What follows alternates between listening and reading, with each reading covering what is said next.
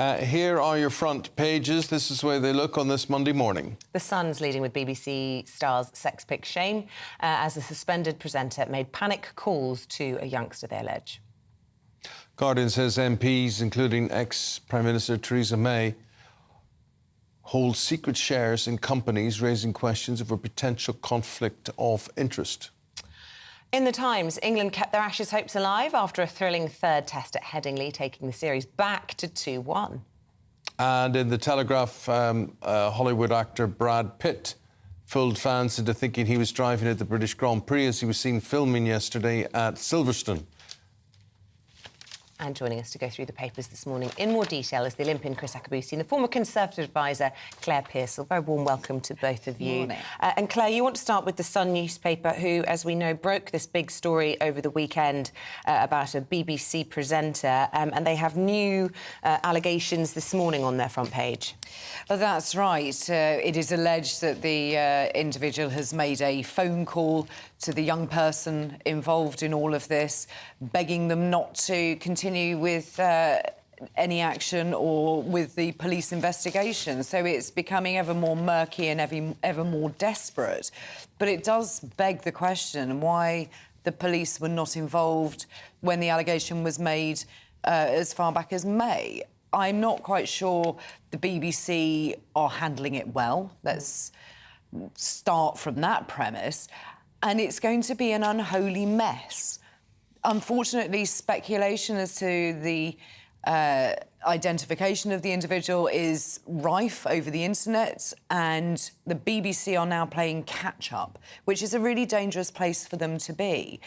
The damage this is going to do to that organisation, but also now the families involved in this, the individual accused, that family, the youngster involved, that family, this is now taking on a life of its own. Unless the BBC deal quickly and efficiently with this, it is just going to roll out across the week and be a real uncomfortable mess for a lot of people. I'm not sure exactly why the presenter hasn't been named yet. I'm not sure whose purpose that serves, because sure as heck that name will be out in the next couple of days. I mean, they're only just prolonging the inevitable on this. I think they are. I do think we have to be careful when allegations are made. We have seen too many people accused of things who have then been proven to be innocent, but their name has been dragged through the mud. So that's sort of one side. I feel that it's incumbent upon us all to be a little bit careful. But now this has gone to the police. I think the BBC are going to have to make that decision. The police need to act quickly and see if there are these allegations stack up, see if there is enough evidence. And I think at that point, the BBC will be forced to name the person involved. But it is particularly difficult because it's bringing other people's names into it, because the speculation is rife as to who the public haven't seen on their television screens for some days. And people are being named and being said that they are guilty, which I think is incredibly unfair. Don't you think there are two stories almost? One story being the defamation being put out on a lot of social media platforms. And, you know, should somebody's privacy, as the BBC at the moment are protecting this particular person's privacy, should that be infringed because the social media platforms aren't doing enough to stop other people being wrongly identified? Because there are questions, you know, there's a big debate. I mean, as Eamonn says, he thinks the person should be named. But there are legitimate questions until we know whether, A, the allegations are true, when exactly they came to light, where they took place, whether or not money changed hands, whether there's been any criminality. Actually, he does have a right, or this person has a right to private life. You're definitely right, definitely. I mean, look, they're going through the protocols and the processes, and we can all remember Sir Cliff, who got falsely accused.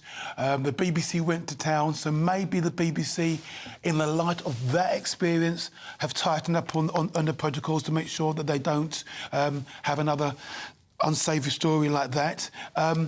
One of the questions that were in my mind is why Mum didn't go to the police right at the very beginning in May. Absolutely interesting point, that, and why the BBC have become this kind of intermediary between the alleged perpetrator and the victim. Surely they should have gone straight to the police if they felt it was criminal. Well, if it was my child, I would have gone to the police straight away and say, look, I've got a challenge. Here's a problem. I mean, the BBC would have been an irrelevance, because it's actually me, my child, and the presenter.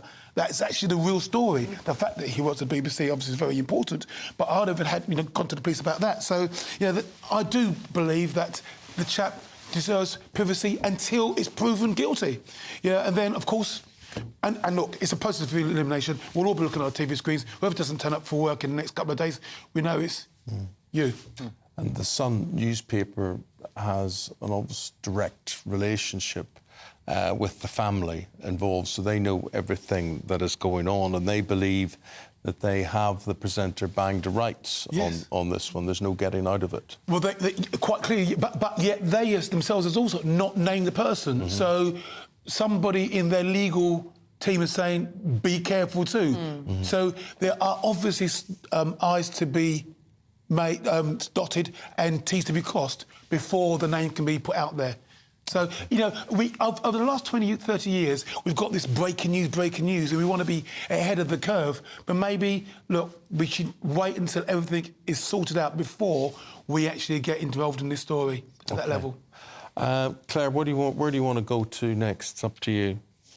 Oh, shall we have a look at the Rwanda boats? Yes, this is very interesting from Ken Clark. It is a really interesting point. So the bill, the illegal migration bill, which is currently making its way through the political processes in the House of Lords, where there were a series of defeats made last week, which are now coming back into the House of Commons.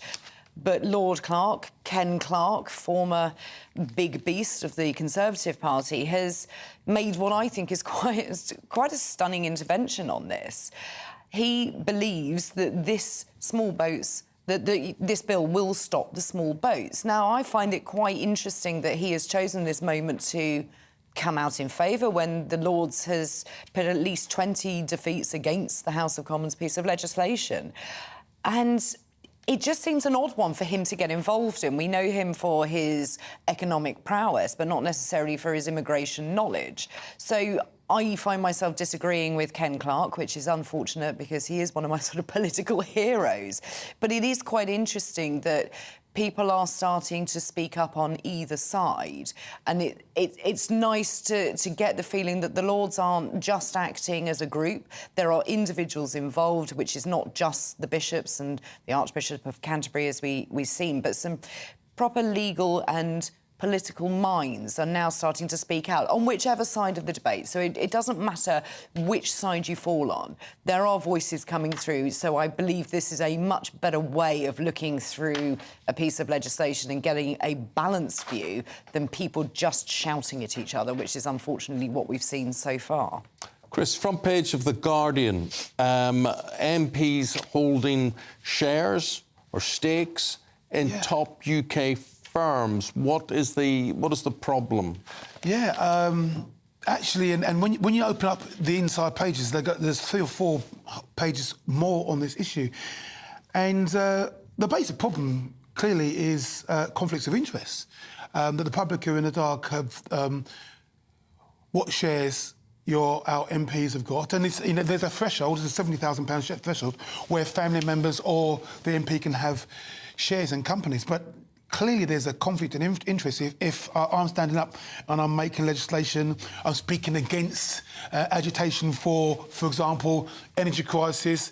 Are we going to add a superannuated tax upon the energy companies, and I've got money inside there. I don't want to be taxed because shareholder value. I want to actually, make my shares work for me. There's obviously a conflict of interest, and there's an unconscious bias. Even if I don't take if I don't take the enlightened self-interest, there's an unconscious bias. If I'm there and I'm talking, I know that unconsciously I know that I've got shares in there. Would I actually legislate against my own interests? So I think this is the challenge that The Guardian have highlighted. I think there's a real difference, though, between buying a lot of shares in a company because you wish to invest in that, and like the majority of people throughout the country, will have a handful of shares in different companies for very different reasons, whether they have been bought them as a child.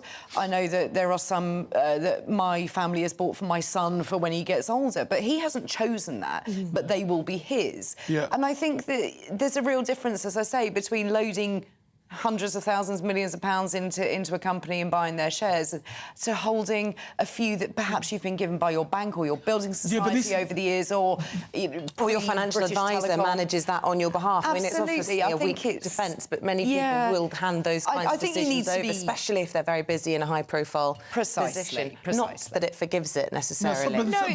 But it's up to 70 grand. You know, so you can have a 70 grand in banks, energy suppliers, and supermarkets. And you can most definitely, I mean, like supermarkets. But apparently recently, the supermarket bosses were hauled in to see Mr. Sunak. Well, they sued up Mr. Sunak. I mean, you know, there is an interest. There is something here that's not quite right. At least we should know about it. It's OK. Yeah. At least we should know about it. Yeah, I don't disagree with that, and I think that you need to be able to have transparency. So just register them, even if it is only a handful. But I do think there is a big difference. So I think we need to be careful at putting everybody into one category and saying they're all out for themselves and it will bias the legislation and that process, because I don't think it will in the majority of cases. But let's have it as a transparent process, as you say, and let's know who's got shares in which company, and it makes life a lot easier. And the Guardian was saying it was very, very hard work for them to actually get underneath the skin of this, and actually should be made. You should be able to see a register and see who's got what, and that, OK, we're all in the open. There's nothing to worry about. Now, I would like Chris Sakabusi to be totally transparent about the clothing that he's wearing today, particularly the jacket.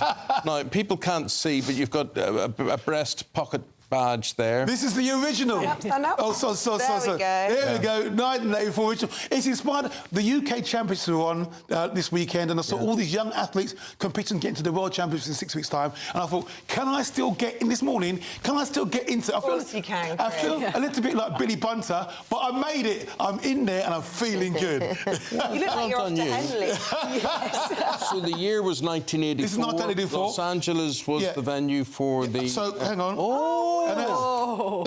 That's my silver medal. I really did grow up totally in awe of you, and I really, really worshipped all of the Olympians. Stephen Redgrave wouldn't be seen dead with one of those. Wow. And what was that was my very first medal in the relay, 1984. Phil Brown, Todd Bennett, Gary Cook. We got an unexpected silver. It was just a massive day in my life. I wasn't expecting that. I've carried it in my pocket for 39 years. Is that always in your pocket? It's always in my pocket. Chris. 39 years. But my friend, I thought that came on a ribbon. Yes, so but obviously 39 years in my pocket, it's been bent and broken off. So I've got the ribbon at home. I just carry that. Oh, I need a photograph after this. Bless you, bless you. Do a little picky, but Thank you very much. Lovely story. Yeah. Fantastic. So I decided to crack it out. Very good. Climb into it. My clothes from 1984. No, don't think we'll go there with that one. We can now cross live. Thanks, guys. Guys, going to be back in about 40 minutes' time.